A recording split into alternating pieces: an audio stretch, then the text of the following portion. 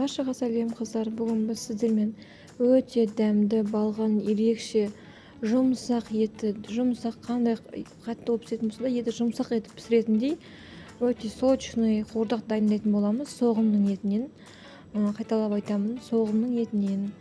Бұл жерде етіміз тұздалмаған болу керек мейлінше.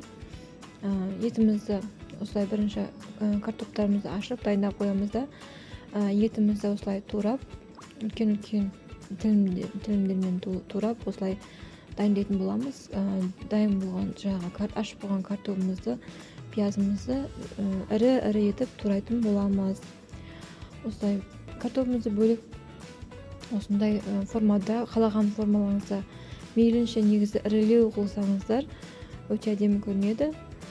Қызып тұрған табамызға осындай сұйық майымызды қойып, қыздырып бірінші етімізді жақсылап қуырып аламыз. Негізі қыздар айта кететін жайт, көбінесе іш май қолданамын. Іш майды алдын ала қуырып алып тастап, содан соң үстіне етімізді қуырып алатын боламыз. Оның үстіне пиязымызды салып, жақсылап қуыратын боламыз.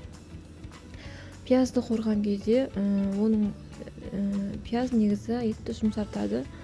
Оның әдемі сочный болып оның суы шығады пияздың.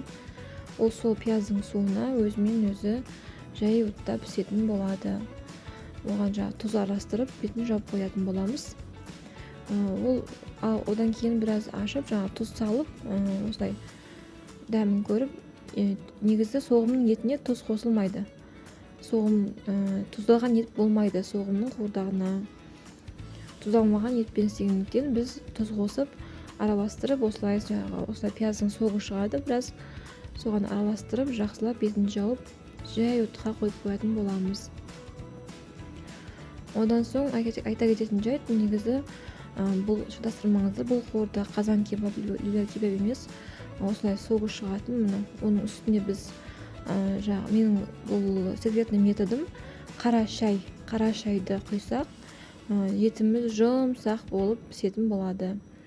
Одан кейін осылай қайнап тұрған үстіне шайымызды құйып, біраз 15-20 минут тұратын болады. Осы шаймен біраз қайнап, етіміз пісетін болады.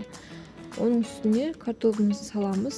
Картопларымызды салып, үстіне егер картоп көбірек болса, үстіне кішкене тұз сеуіп, дәмін көріп, тұз сеуіп, бетін 40 минуттан жоғары, даже 1 сағатқа дейін осылай бетін жауып, нығыздап бетін жауып, ашпайтындай етіп жауып қоятын боламыз. Қазан кебаб пен қуырдақ және соғымның қуырдағы ол үшеуінің айырмашылығы бар. Қазан кебабта картопты жақсылап бірінші отдельно майға қуырып алатын болады, қызартып, содан кейін барып піскен еттің үстіне салып қоятын болады. Ал одан кейін қуырдақ болса, оны жаймен қуырып жасайтын болады. Ал бұл соғымның етін жақсылап етті жұмсақ етіп пісіріп, осылай бетін жауып дайындайтын болады. Одан кейін айта кететін, осылай дайын болған осындай қуырдағымызды жақсылап араластырып, соғымнан жасалған қуырдақты, ол өте сочный, картоплы өте езіліп, әдемі болып піседі. Еті жұмсақ болып пісетін болады. Осылай дайын болған тамағымызды ыдыстарға осылай әдемілеп салып ұсынатын боламыз. Қыздар, егер видео ұнап жатса, лайк басып, коммент қалдырып ұмытпаңыздар. Алда бұдан да қызық рецепттермен және одан да жақсы лайфхактармен бөлісетін боламын, қыздар. Жақсылап лайк басып, коммент қалдырып, қолдап кетулеріңізді өтінемін. Алдын ала баршаңызға рахмет.